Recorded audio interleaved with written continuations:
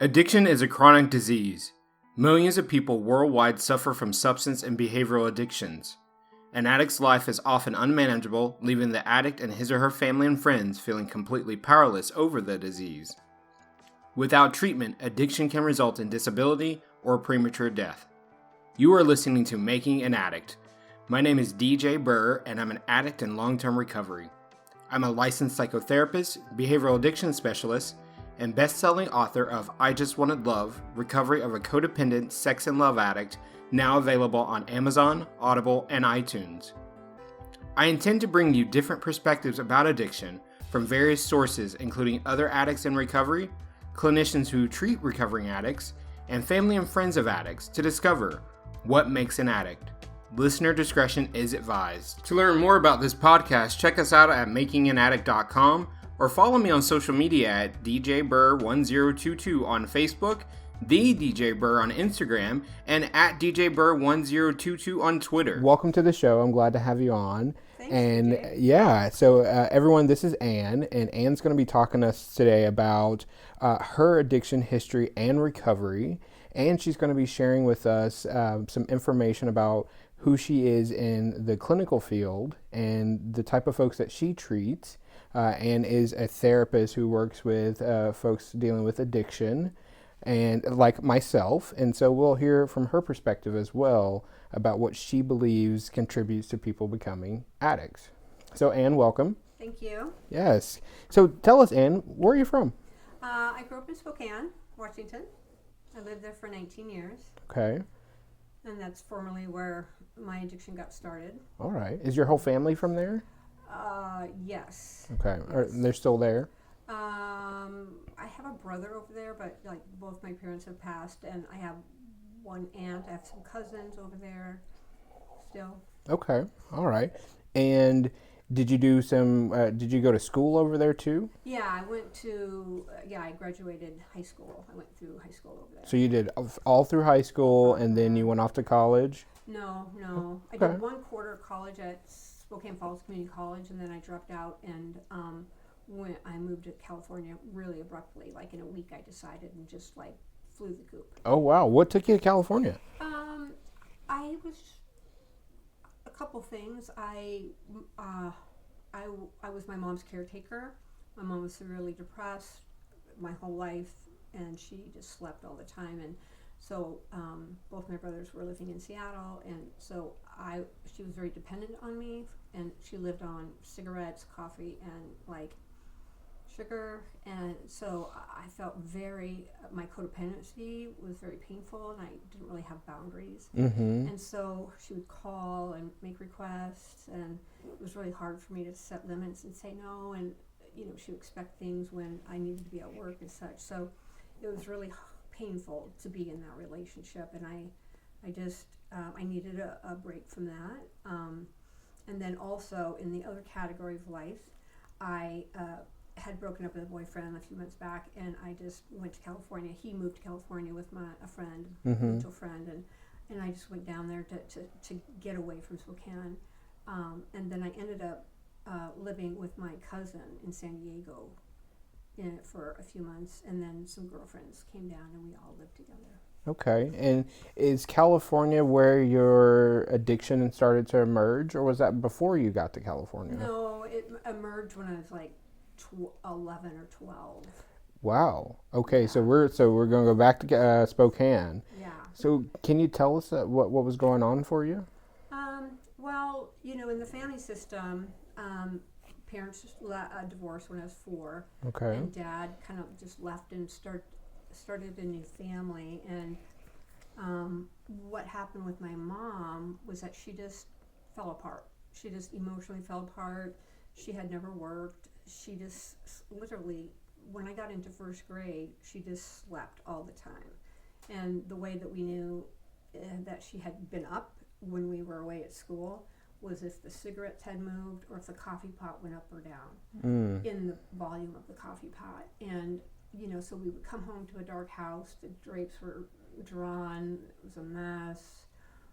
We were raising ourselves from age 7. I was doing my own laundry. We were figuring out food for ourselves. Like she would get a roll of quarters, nickels, and dimes, and I was scared to death to go in there and get. It was 40 cents for hot lunch. Okay. Get one of each just to get hot lunch. My oldest brother would ride his bike to the store and get food for us. She always had cash somehow. I don't know how. And so my mom slept a lot, which left me, the youngest girl, vulnerable. Right, and so an adult neighbor abused me, my oldest brother abused me.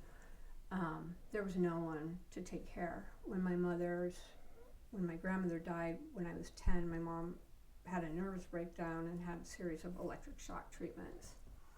Wow. And she was never the same, which left me more vulnerable. Yeah. So that's when my brother started abusing me for years. And then the adult neighbor, he was a real pedophile in the neighborhood. And so, like, and, you know, all other kinds of weird stuff happened. Like,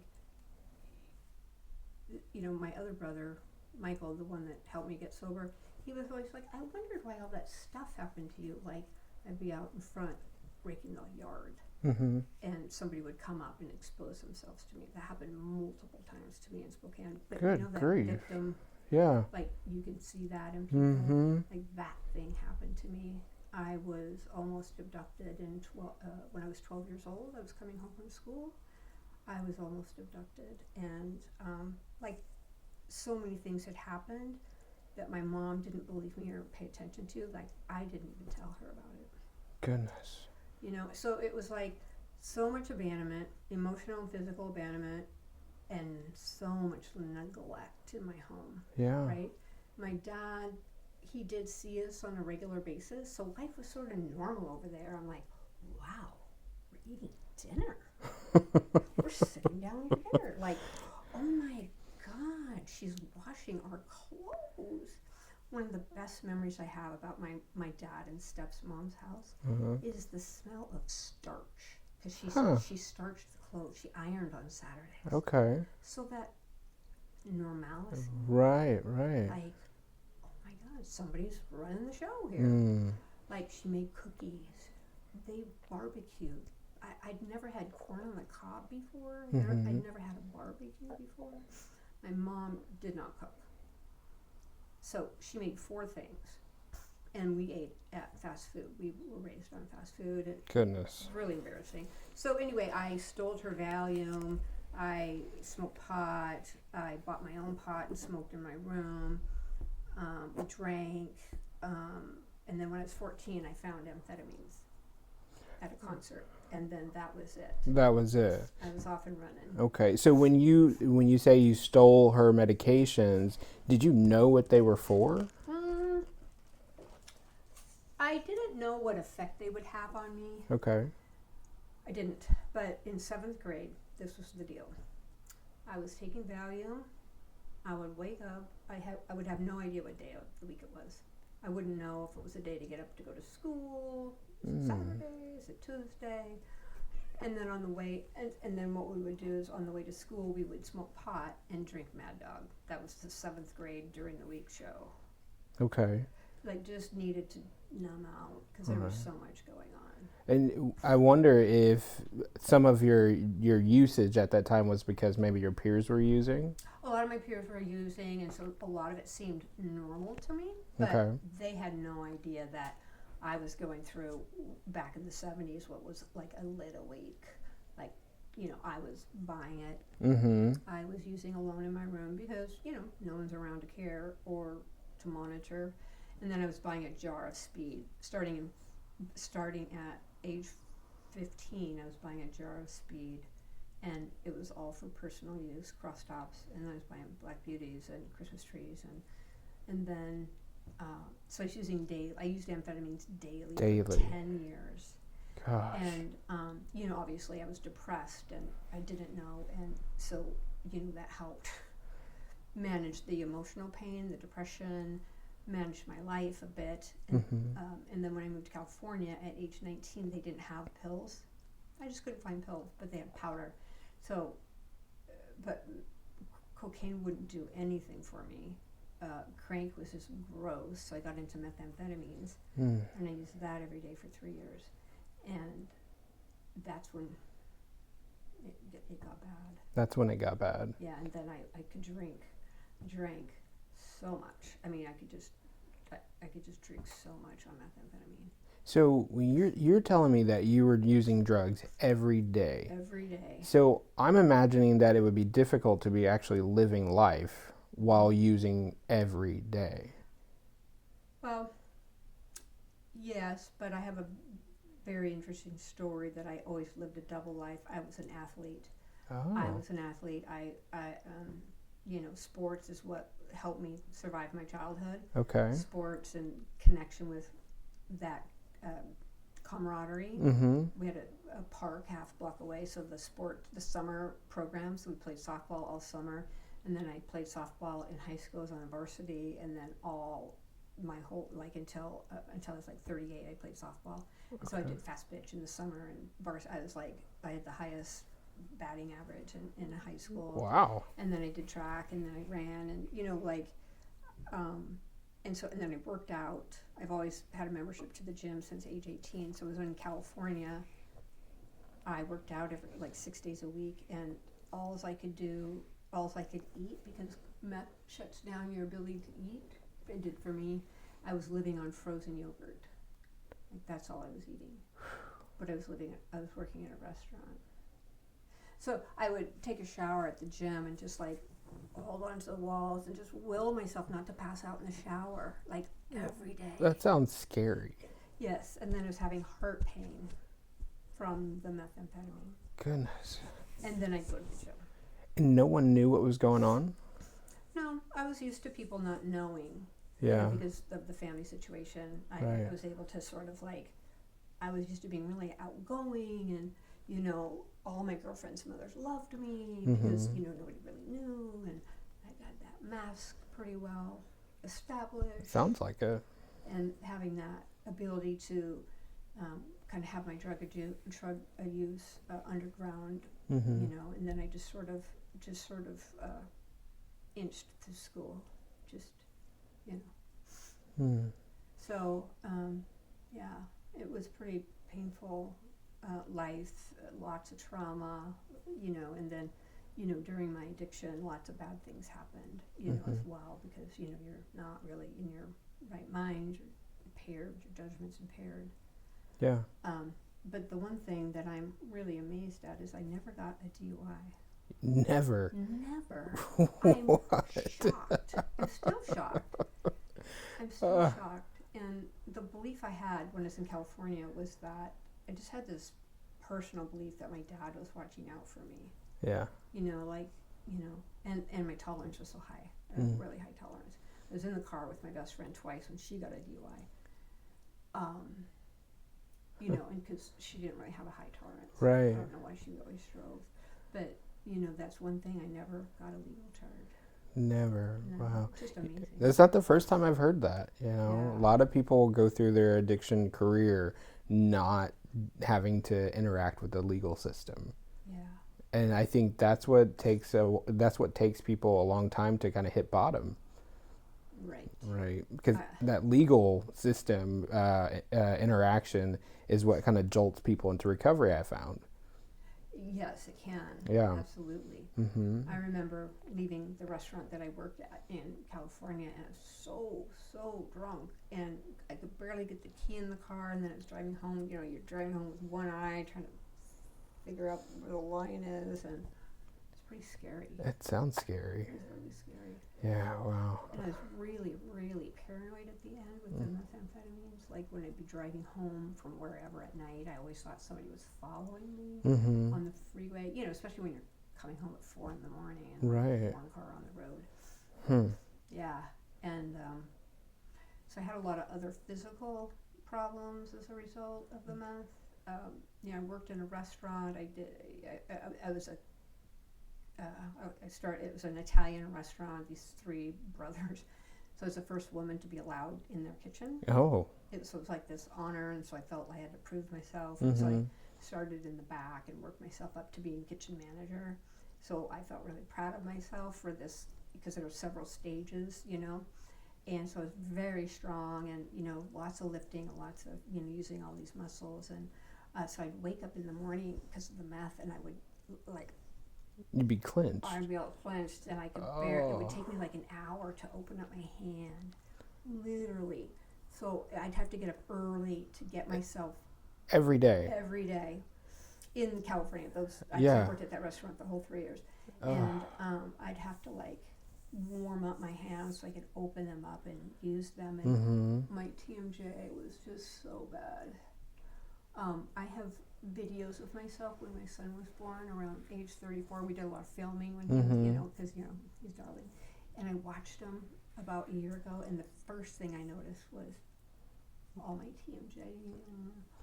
Old stuff. It's not that bad anymore, but it was really noticeable then. So your body was really being impacted by the drug use. Yeah. And I heard you say about having the heart palpitations and such. Did that get any worse? No, because it was just when I was using. Okay. It didn't continue after I stopped. Okay. Yeah. Well, that's good. Yeah. Right.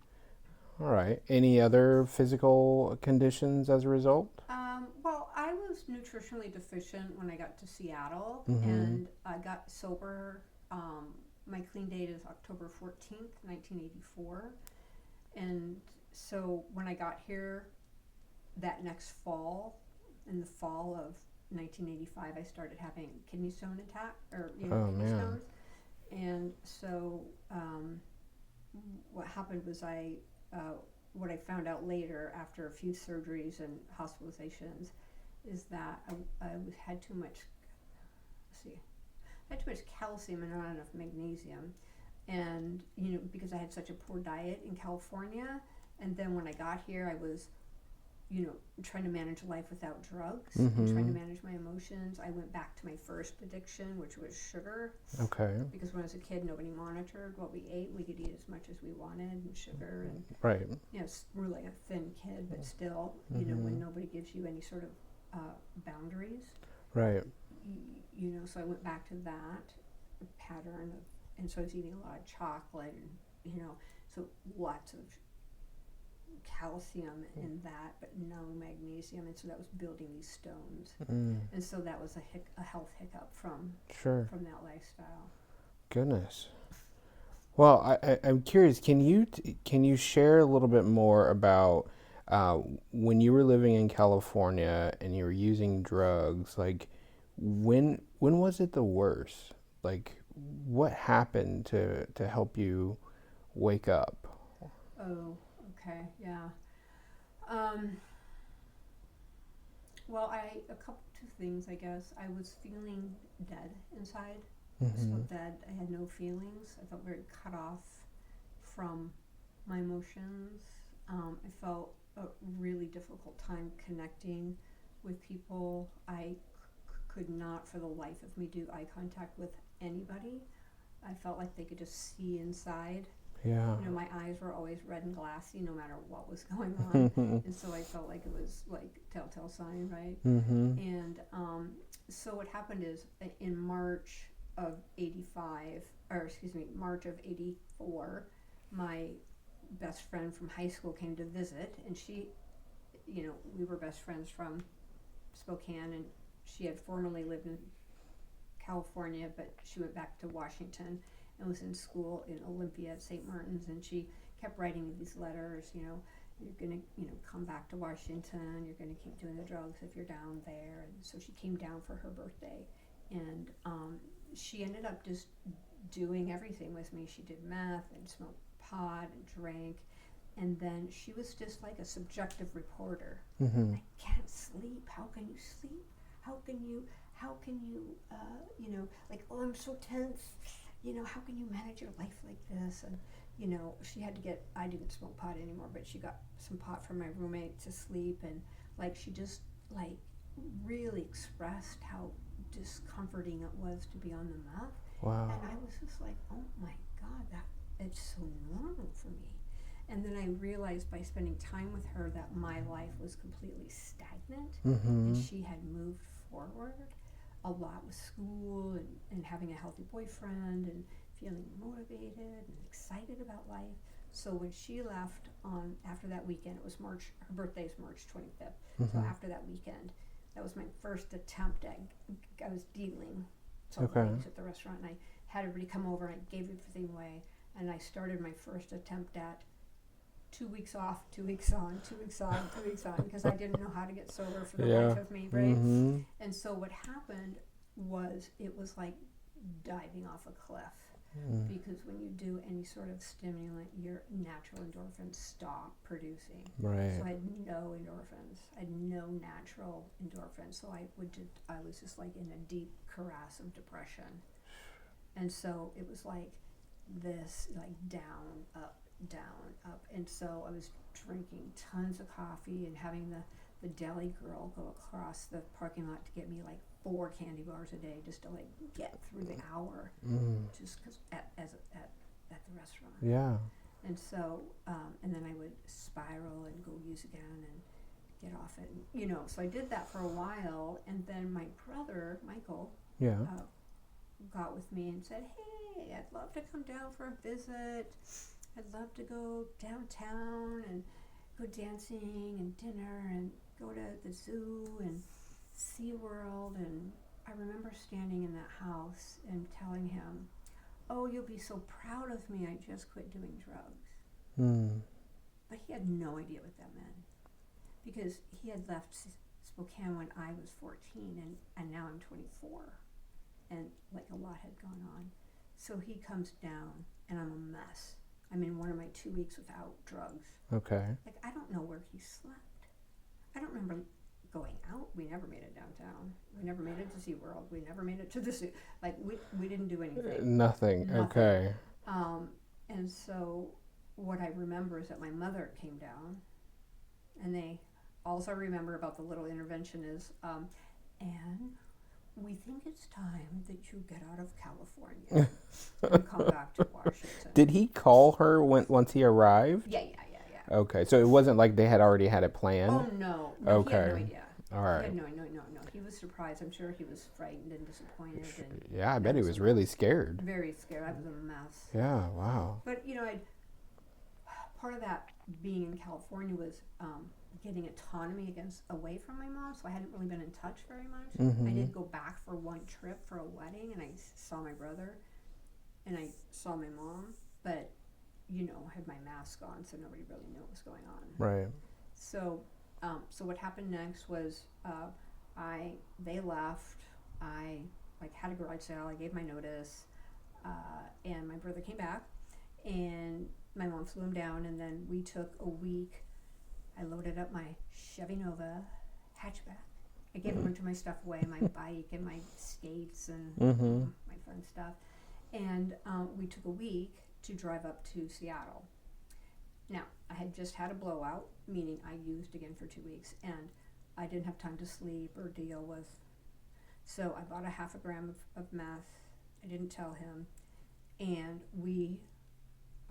our adventure was, we went to Palm Springs, had fun for a day, and we just shared a hotel the whole way to Santa Barbara, San Jose, San Francisco, and then Seattle. And so every day when he'd go in the shower, I would just do one line, and basically one line would just bring me up, like just halfway into basic consciousness, like function a little bit, drive. But he was really frustrated with me during that trip with my driving, because I'd be driving down the freeway, and I forgot to say another thing. I had bad varicose veins on my feet, and this leg especially would pound.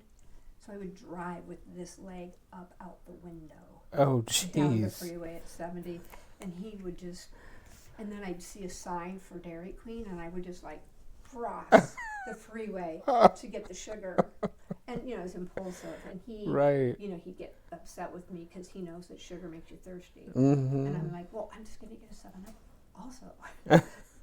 So we had a great time, and we went to our cousins, and my aunt lived in San Jose, so we went to San Jose for 3 days, and I thought it was really obvious that something was going on, but talking to them years later, they had no idea. No idea. They had no idea that like something's going on with Anne. Right. That still amuses me. I'm like, how can you not know by looking at me that something's going on? Denial. Right.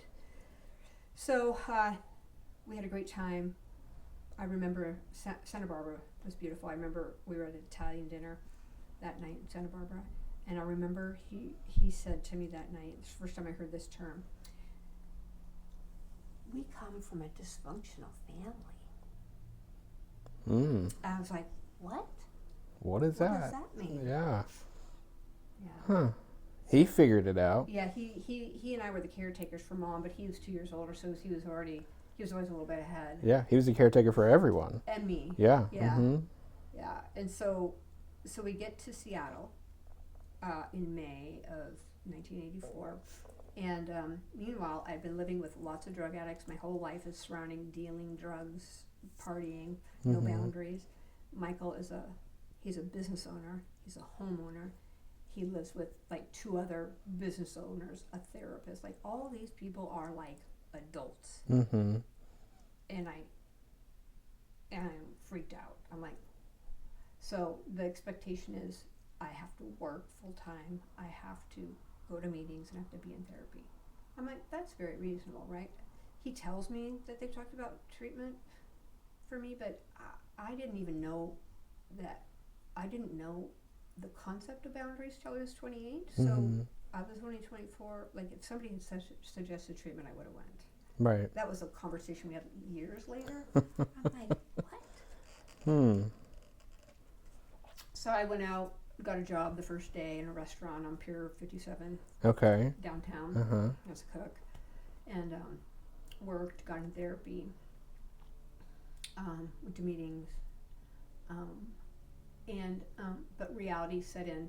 I was unloading the dishwasher and putting the silverware away, and it's just like. Uh-huh. And I get called back into the room by my brother. He opens up the drawer of the silverware. He's like, "What is this?" Because I just, I didn't put it in. I mean, I put this, the spoons with the spoons and the forks with the forks. Right. But so this was my welcome to Michael's perfectionism and control issues. And things need to be in order, and like I didn't have any order in my life, right? And so. Anyway, that was interesting. That's how he coped. Yes. And Gotcha. so life as I once knew it would never be the same. Okay. Right. And so now I'm living with all these adults that have boundaries, say no when they need to say no, can talk about feelings, and I was just overwhelmed Yeah, I would have been overwhelmed too. the time. Yeah. And where did you start going to meetings? Was that downtown? Well, what happened was one of the roommates worked at, it was called Northwest Bell back then, the phone company. Uh-huh. Yeah, and she had a really close male friend that worked there, and he was in NA. He was a heroin addict, and so they called him up and said, "We've got a project for you." And so his name was Bruce, and he came over, and he took me to meetings downtown. He took me meetings all over. I was a little overwhelmed. Yeah. Because I was very overwhelmed with this whole idea of like opening up and sharing, and so we, I got introduced to mochas and lattes and coffee and all that as well. So we went downtown, Capitol Hill. He lived over by like 23rd and Cherry. Went to meetings over there. I didn't figure out the concept of women's meetings for quite a while. Okay. Like that's what I needed, because what was happening is I was getting all this attention from men and getting asked out, and then there was some 13 stepping, and so then meetings were like a little triggering and traumatizing for me. Sure. Because I didn't know how to say no. Yeah. Right. Mm. And so that was uncomfortable. Yeah. And frightening for me with my history. Yeah. Yeah. I can understand that. Yeah. Yeah. So did someone in a meeting introduce you to women's meetings, and how did you find out about those? I think it was my therapist. Okay. My therapist told me about women's meeting, and then there was one, I'm not sure if it was, I think it was across from Cal Anderson Park on Capitol Hill. Okay. Yeah. And I went there, and what was great about that is I ran into this wonderful, beautiful woman that I went to high school with. Really? And it was really great. We had dinner, and it was really a nice connection to like go, oh my gosh. Yeah. Here's a person I went to high school with. Sure. I think we played softball together on the varsity softball team. And, you know, it was great. And then there was a friend of my brother's that she needed meetings, but she didn't have a car. So every Saturday I would pick her up and we would go to the women's meeting down in Madison Valley at the boathouse. Mm-hmm. Yeah. Okay. But I was very locked down. Yeah. In my early sobriety, I didn't know how to talk, share, process. Mm-hmm. It was very hard for me to stay after and connect. I didn't have the skills. It just, you know, because I was so locked down for so long. Right. You know, with the drugs, just locking everything down. And this was at a Narcotics Anonymous meeting? I think I was at AA now. Oh, AA, yeah, now okay. I was at AA. All right. Yeah.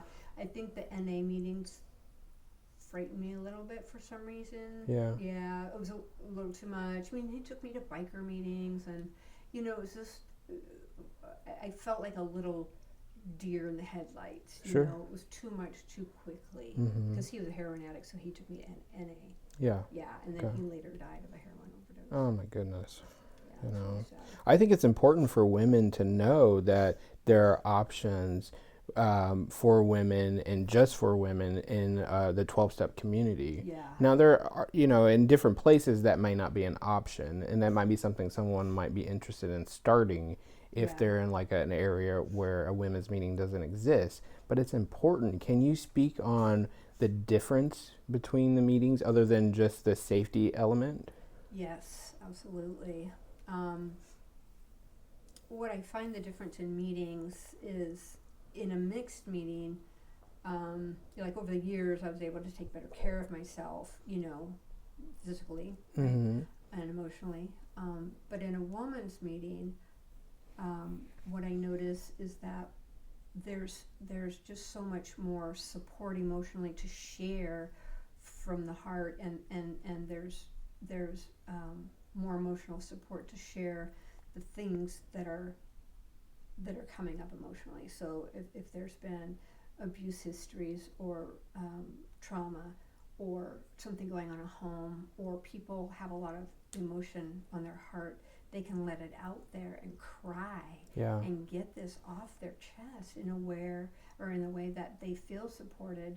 When there's men in the room, sometimes women feel a bit hesitant to kind of open up that part of their life. You know, they may feel if there's been some trauma or been some judgment or been some areas of life where they haven't felt supported by men, Mm-hmm. they kind of keep that locked down. And so for us to heal and to get real recovery, we need complete acceptance Yeah. to share. And so that's where women's meetings came in for me Okay. in AA. Did you get a sponsor in AA? I did. Okay. Yeah, and did the step work, and I've done that, you know, multiple times. And, Yeah. you know, because that's, you know, doing all that good work was really helpful for me. Right. Yeah, and learning how to, you know, open up to somebody other than a therapist, Okay. you know, on a different level was important. Well, good. I'm glad to hear that you started to create that layer of support with the meetings and therapists and sponsorship. So when's your clean date again? October 14th, 1984. Wow, that was a week before I turned 2. Oh my God! Yeah, that's pretty amazing. Yeah. Wow. Okay. And so you got sober, and what did you do after that? Did you keep going to meetings? Did you work on other things? Did you get more clarity about your history?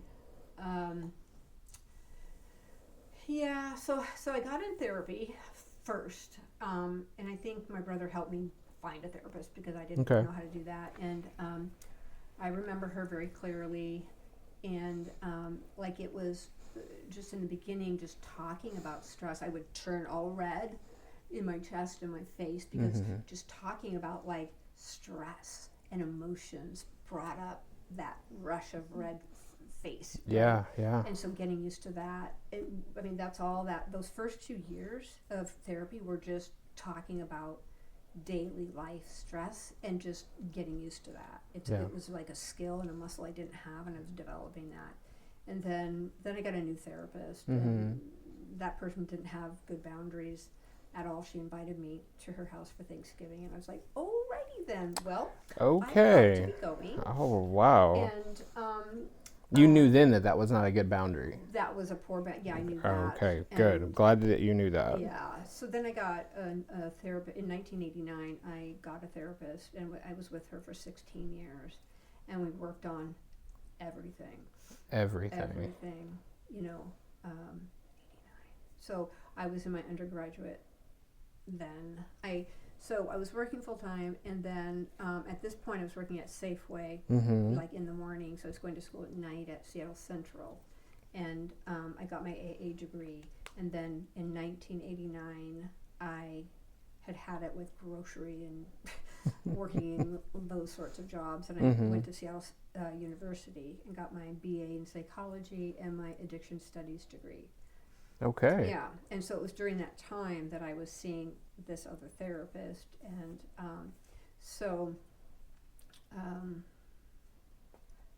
that was a particularly painful time in my life. I didn't do a very graceful job of moving out of my brother's house.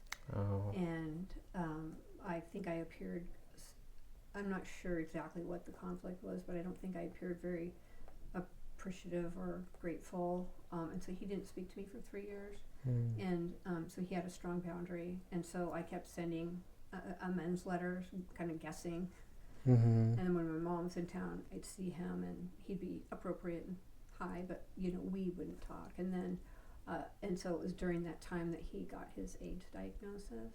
Oh my goodness. And so we weren't in communication. So it was really sad, because I was just, so I was in therapy trying to deal with all that myself, without being in touch with him directly, and that was super painful.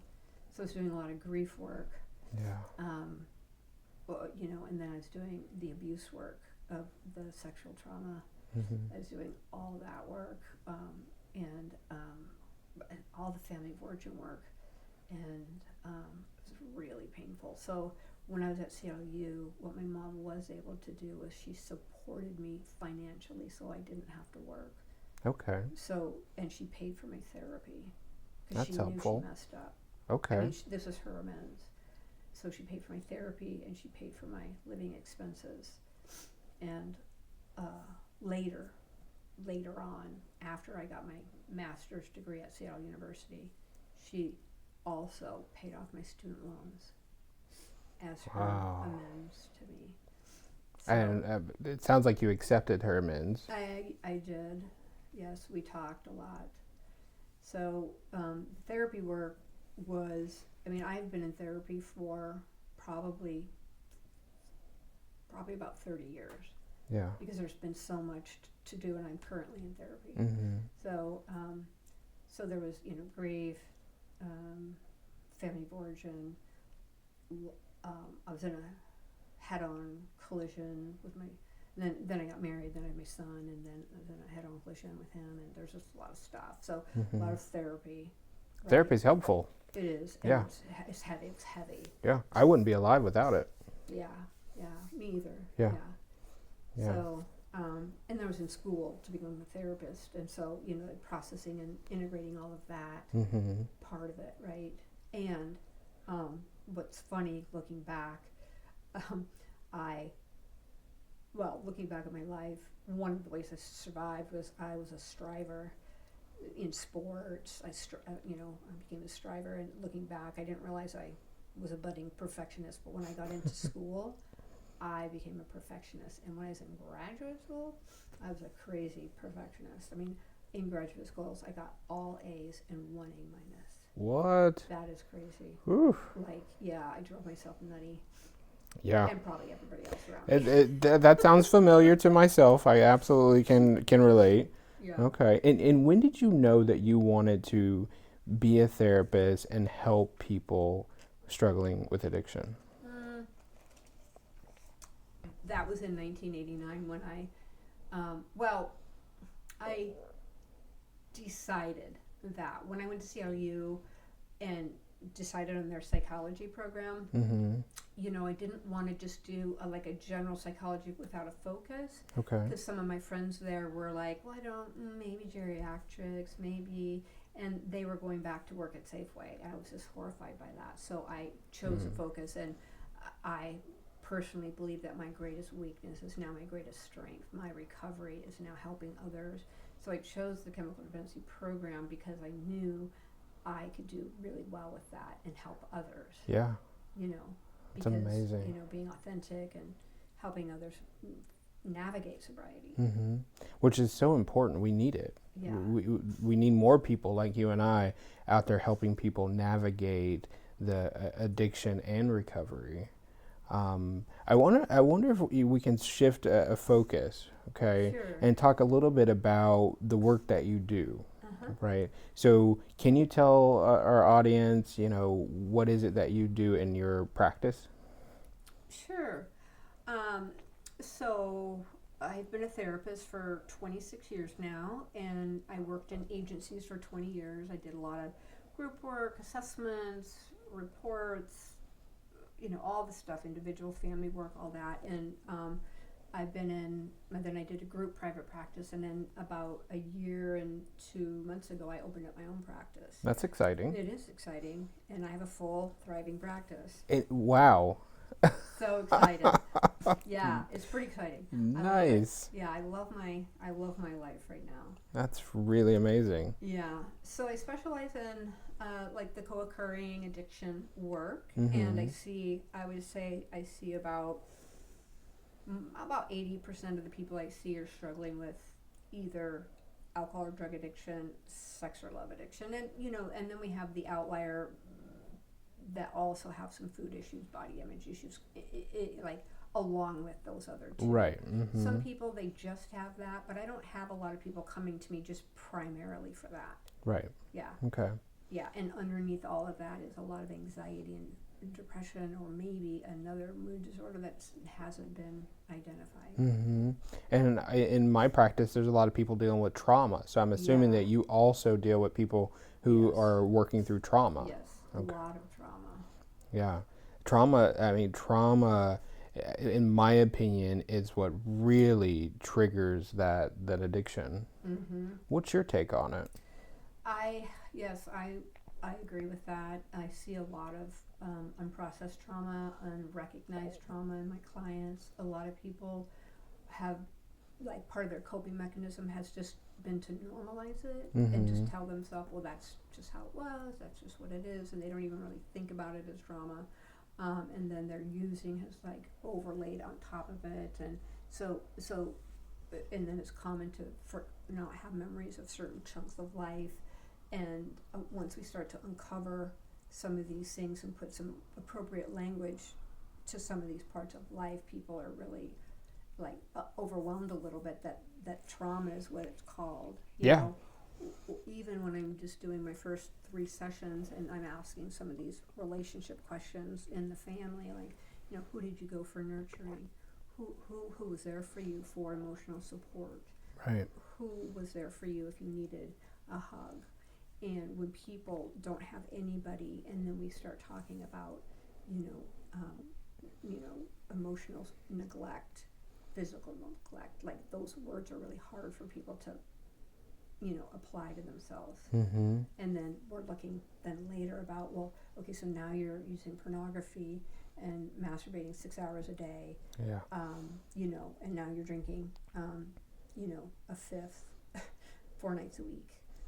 Wow. And what are you escaping? What are you running from? Let's get to the pain. Mm-hmm. Escape. It is. Yeah, it's an escape. Yeah. Yeah. And I think that we all, I think all of us human beings, we like to escape pain, but it doesn't, addiction doesn't affect everyone. Right. Right. Right. So I wonder, do you think that having that nurturing environment protects those people who are not impacted by addiction? Or is there something else?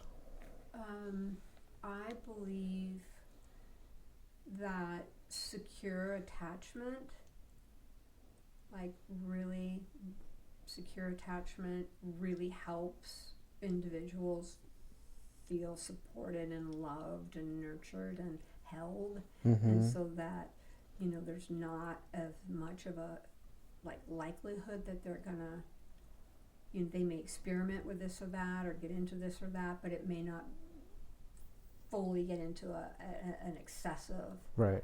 pattern. And I don't think that's in all cases, Mm-hmm. but it's less likely when there's insecure or anxious attachment or disorganized attachment then I always call it the hole in our soul. We're always trying to fill up something, Right. filling up that hole with things. And some people are insatiable. I have many clients that have alcohol, drug issues, they have sex and love issues, they have the spending issues, and they have just that constant self-worth Mm-hmm. deprivation. It's the self-esteem, Yep. the low self-esteem. Yeah. And in my work, I find that most people who walk through the door, they don't even like themselves. Great. And I think a lot of it's related to what they've experienced, Mm-hmm. and they got the message that they weren't worthy. Right. Yeah. And I think the addiction to whatever that might be, drugs, pornography, sex, shopping, spending, it helps numb that pain. Mm-hmm. Yeah. Yeah. Wow. And I also talk about a whole list of other I call it a maladaptive list of coping that underneath we're avoiding, Right. whether it's perfectionism of overbusy, overproducing, overdoing, Yep. too much screen time, Mm-hmm. passive aggressive communication, being passive, Mm-hmm. things like that, where there's a little bit of pain underneath some of these things, like people that just watch, I have somebody that has, on their day off, they'll sit and watch 12 hours of Netflix, and they're just avoiding, and there's pain underneath that because they're not managing their life. Right. you Right. know? Mm-hmm. Now, if you're managing your life, your bills are paid, your kids or pets are taken care of, you haven't missed a day at work, and everything is going well, I think it's okay to maybe spend a couple hours binge watching a show, as long as you can get your butt up, right, and go do something productive after, Mm-hmm. right? We all need a break. Yeah. So it's not that, if we spend a lot of time doing something that becomes an addictive behavior, right? It's when it starts causing negative consequences in our lives, I think that where the problem comes, right? Right. Mm-hmm. Yeah. So, I really appreciate the fact that I can turn to you as a colleague and as a friend to talk about these kind of these topics, right? It's important for the community to hear from us, Right. folks who have been through it and continue to do the work, right? Not only on ourselves, but to help other people, Mm-hmm. right? I think our message will help other people. Can you talk to our audience about what keeps you sober? What do you do? Yeah. Well, my highest goal is to do self-care every day, and part of that is my spiritual program. Keeping my sight on, turning my will, my life over to God, keeping life simple, keeping my prayers simple, but I do that every day. I connect with God every day. And one of the ways I do self-care is I keep boundaries really firm. I keep my boundaries clear. I know it when I'm taking on too much, or I've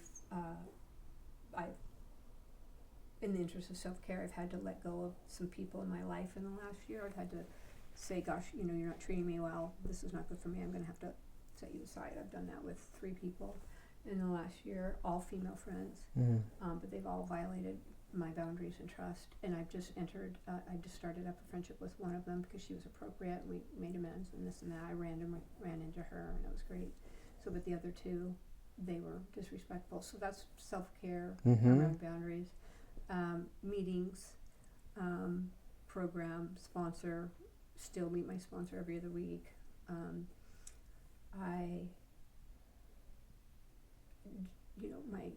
My sober peers are really important. Like tonight we're going to go see the Patriots Day. We've been planning it for weeks and weeks and weeks with 2 sober peers. Nice. exercise is super important for me. Okay. I've exercised my whole life, but one of the things that's been going on for the last 2 years is I've had all this physical effects of all the trauma. Because as a trauma survivor, it turns up the dial of stress in your body. Yep. Like the ACE score, my ACE score is really high. It's like a 9. And so what happens is, I have like 4 or 5 autoimmune disorders, and so and a lot of arthritis. So the last 2 years I haven't really been able to do much. So I've been healing, and so just bought myself a spin bike. Awesome. And I can do 30 minutes without hurting.